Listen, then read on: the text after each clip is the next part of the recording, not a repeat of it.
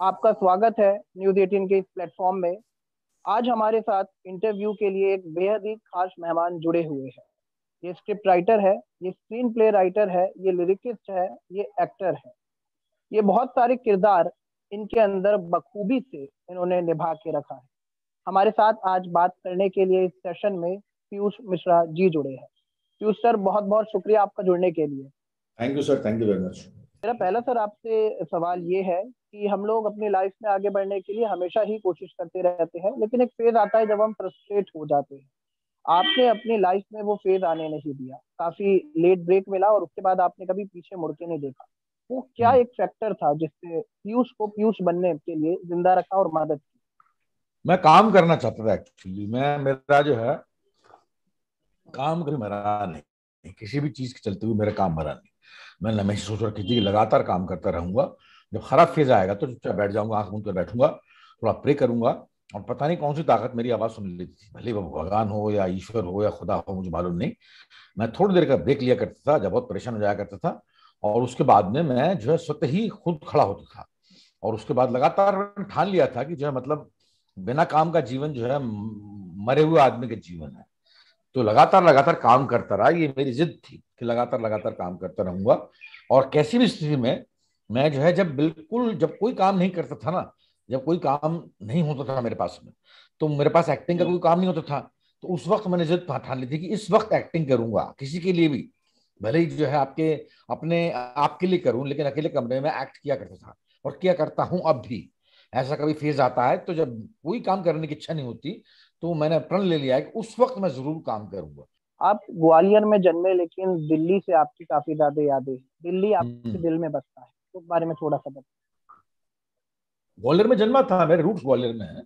पहले जिंदगी के 20 साल ग्वालियर में बिताया, उसके 20 साल मैंने दिल्ली में था। दिल्ली में जो है बॉन्डर वाला थिएटर था, बड़ा बड़ा खतरनाक किस्म का थिएटर था। तो वो थिएटर बड़ा जबरदस्त हुआ, मतलब उस थिएटर की वजह से आज जो कुछ मैं हूँ बॉम्बे में, जो मुझे काम मिल रहा है और मेरे थिएटर का इस्तेमाल हो रहा है यहाँ पर, वो दिल्ली का ही हो रहा है। तो लगातार लगातार तूफानी काम था वहां पर, तो मतलब पीछे देखने की जरूरत ही नहीं थी। एक काम किया, उसके बाद छोड़ दिया, उसके बाद दूसरा किया, उसके बाद छोड़ दिया, तीसरा किया, उसके बाद उसको छोड़ दिया। लगातार लगातार करने का जुनून था उस वक्त। तो दिल्ली जो है मतलब दिल्ली बड़ा, दिल्ली पर्टिकुलरली मंडी हाउस, मंडी हाउस जो मेरा वर्किंग एरिया था, जिसमें कि एनएसडीबी मौजूद है।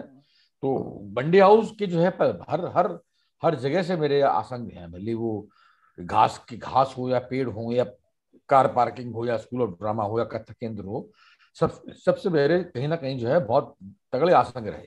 अब नया जरूरी। साल आ रहा है, नए साल में 2023 में आपका भी एक आरंभ शुरू हो रहा है, ये क्या है? आरंभ मेरा बैंड है, मेरे बैंड का नाम है बल्ली महाराज जिसका नाम है।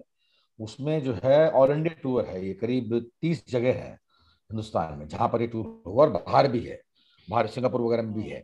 वो लाइन अप हो रहा है अभी, और जब तक लाइन अप नहीं होता तो बतलाना उसके लिए उचित नहीं होगा। तो ये जो है मेरा बैंड है बल्ली महारान, जो गालिब साहब की याद में, बल्ली महारान जाहिर है कि जो गालिब साहब के रहने का मोहल्ला था ओल्ड दिल्ली में, वो पुरानी दिल्ली में, तो उनके नाम पर बनाया गया है। इसमें मेरे जो है वो सारे गाने हैं जो पिक्चरों में इस्तेमाल नहीं या पिक्चरों में इस्तेमाल हुए भी। एक बगल में चांद होगा, आराम में प्रचंड वगैरह, ये पॉपुलर गाने हैं, तो ये जो है इसमें इस्तेमाल होते हैं। और बहुत सारे गाने हैं जो किसी ने सुने भी नहीं। और ये जो है पुरानी फिल्मों की धुनें जो होती है ना, होती थी 65 के पहले की, उन उन उस तरह से कंपोज किए गए हैं, उस तरह से लिखे गए हैं।